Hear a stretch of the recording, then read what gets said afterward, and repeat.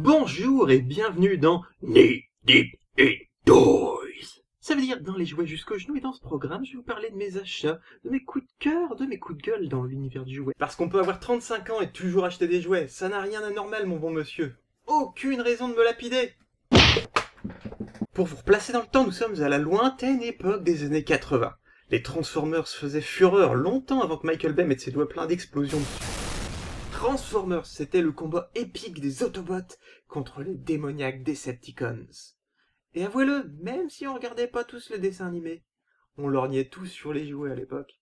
La gigantesque gamme de jouets contenait des tonnes de gimmicks géniaux. Bien sûr, les gimmicks de base, la transformation valait déjà amplement le coup, mais ne se sont pas arrêtés là. On avait ceux qui avaient 3 transformations, ceux qui avaient un véhicule qui se transformait, ceux dont la tête était un autre mini-robot, et ceux qui nous intéressent aujourd'hui. Aujourd'hui, nous allons parler d'un groupe de braves gens qu'on appelle les Combaticons.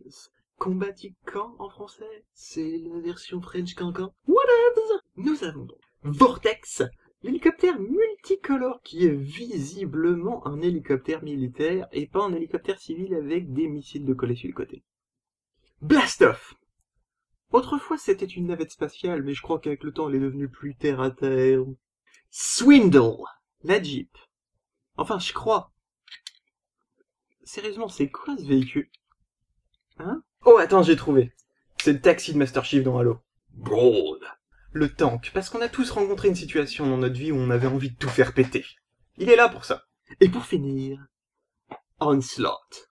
Un camion de livraison de destruction. Regardez-moi ça, c'est un véhicule de l'armée pour chasser Godzilla, et ils forment une fine équipe tous ensemble. Bien sûr, aucun à l'échelle parce que LOL Transformers. Encore une fois, je me répète, Swindle ressemble un peu à rien. Onslaught non plus, pour être honnête. Et Blastoff, tu pourrais au moins coller des missiles sur tes bras pour les cacher. Regarde Vortex. Ça, c'est un bon gamin. Et en parlant de pièces de robots mal cachées, coucou, tu veux voir ma tête? Transformation. Et voici les Combaticons, enfin transformés. Vortex est toujours aussi multicolore, mais je trouve que ça lui donne une certaine personnalité. C'est un mec qui a pas peur de son style. Blastoff, il est un peu saveur vanille, si vous voyez ce que je veux dire. Même si sa couleur fait plus algue vomi. C'est un robot, il est vert kaki, et il fait l'affaire. Swindle est super sympa avec sa gueule carrée et ses lunettes de soleil violettes. Tu vas à la plage, mec? Parfait camouflage.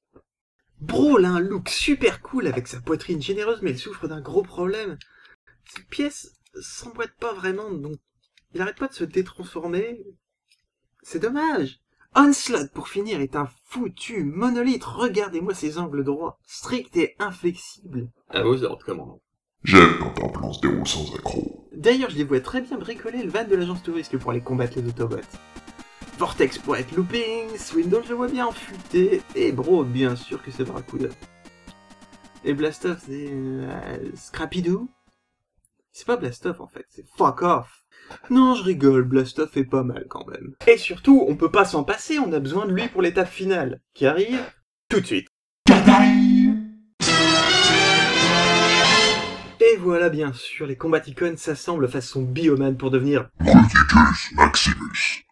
Qui, croyez-le ou pas, n'est pas le nom le plus débile qu'on peut entendre dans Transformers.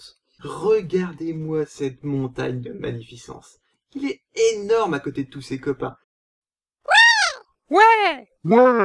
On pourrait lui reprocher de manquer un peu d'armes pour un mec qui s'appelle Brutal au maximum. Bien sûr, je pourrais lui retirer les flingues qui sont dans son dos pour lui mettre dans les mains. Mais ça fait partie de sa silhouette, de son identité. Et est-ce que je dois vraiment vous rappeler qu'il a des Gatling et des lance-roquettes sur les poings?